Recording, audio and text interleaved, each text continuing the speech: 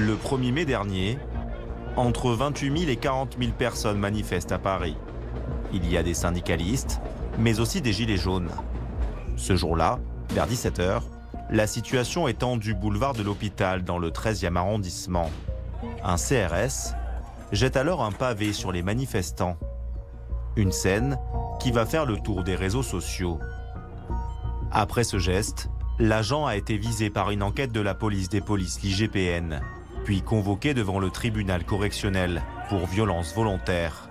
Il risque désormais 3 ans de prison et 45 000 € d'amende. Lors de la même manifestation, un autre policier a fait parler de lui.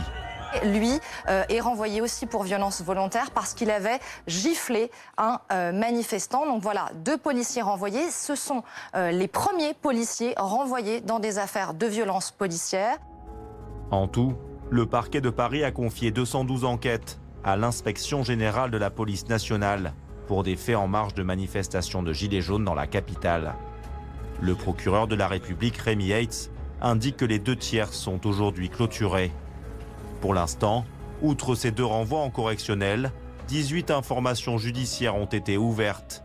Elles donneront peut-être lieu à des condamnations futures. Des chiffres qui n'ont rien d'anormal pour le ministre de l'Intérieur.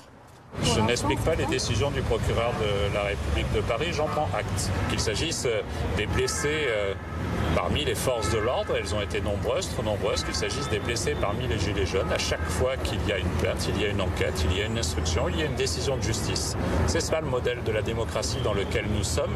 Et donc je vous invite à constater que la justice fait son travail. Sur les cas étudiés par la justice et qui concernent des policiers, 54 procédures ont été classées sans suite, 1 sur 3, pour diverses raisons. D'abord, sur les 54, eh bien, il y a 33 cas qui ont été abandonnés puisque l'infraction n'était pas suffisamment caractérisée selon le parquet de Paris et l'IGPN. Et puis, il y a notamment ce dernier chiffre, il y a 12 procédures classées sans suite car l'auteur n'a pas été identifié. Très concrètement, ça veut dire que c'est un policier qui n'a pas été identifié par un autre policier. Il n'y a pas qu'à Paris où des plaintes ont été classées sans suite après des violences policières présumées. À Strasbourg, Flore Diès avait porté plainte en début d'année. Son fils, Lilian, 16 ans, a été atteint par un tir de LBD dans la mâchoire alors qu'il sortait d'un magasin de vêtements un jour de manifestation. La justice a classé l'affaire. Je sais peut-être que ce n'est pas volontaire, mais la moindre des choses, c'est quoi? C'est au moins de reconnaître l'erreur, elle est humaine. Mon enfant, il ne mérite pas ça, quoi. Il ne mérite pas ça. Si encore il était coupable de quelque chose, j'aurais peut-être compris cette décision. Mais c'est un enfant qui allait juste acheter une veste, il se retrouvait au milieu de tout ça.